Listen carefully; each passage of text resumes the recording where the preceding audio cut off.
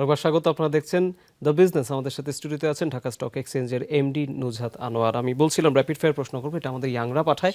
আপনার জন্য তারা প্রশ্ন পাঠিয়েছে। প্রথম প্রশ্ন করছি, তারা প্রথমে জানতে চায় ডিএসসি লেনদেন যখন চলে, লেনদেনের কোন দিকটি আপনি সবচেয়ে বেশি আগ্রহ নিয়ে লক্ষ্য করেন বা অবজার্ভ করেন?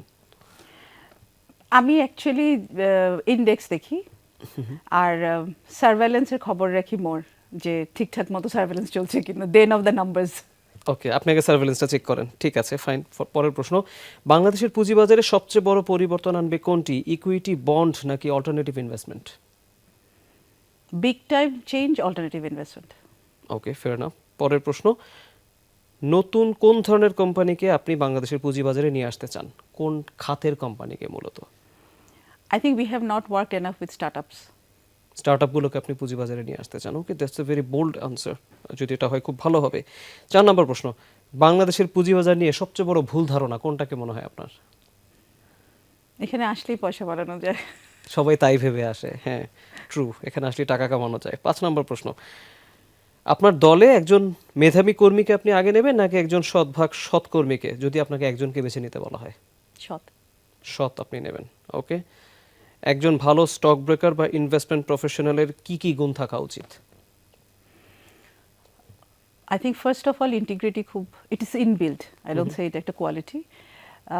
ভীষণ রকম আপডেটেড রাখা with the products and the market, পড়াশোনা করতে হবে অনেক। ওকে, নতুনদের জন্য খুব ইম্পর্টেন্ট। 7 নম্বর প্রশ্ন, এটা আপনার নিজেকে নিয়ে, আপনার কোন নীতির সাথে আপনি কখনোই আপোষ করেন না? যদি আমি মনে করি কাজটা আমার অর্গানাইজেশনের জন্য ভালো হবে না, nobody can convince me. Okay, fair enough. পরের প্রশ্ন, আপনি যদি ইয়াং মানে নিজের বয়সের পেছনে চলে যেতে পারতেন, ইয়াং নুজহাত আনোয়ারকে যদি কোনো একটা সাজেশন বা পরামর্শ দিতে বলা হয় আপনাকে, আপনি নিজেকে কি পরামর্শ দিতেন ধরেন ক্যারিয়ার শুরুর সময়ে? Interesting.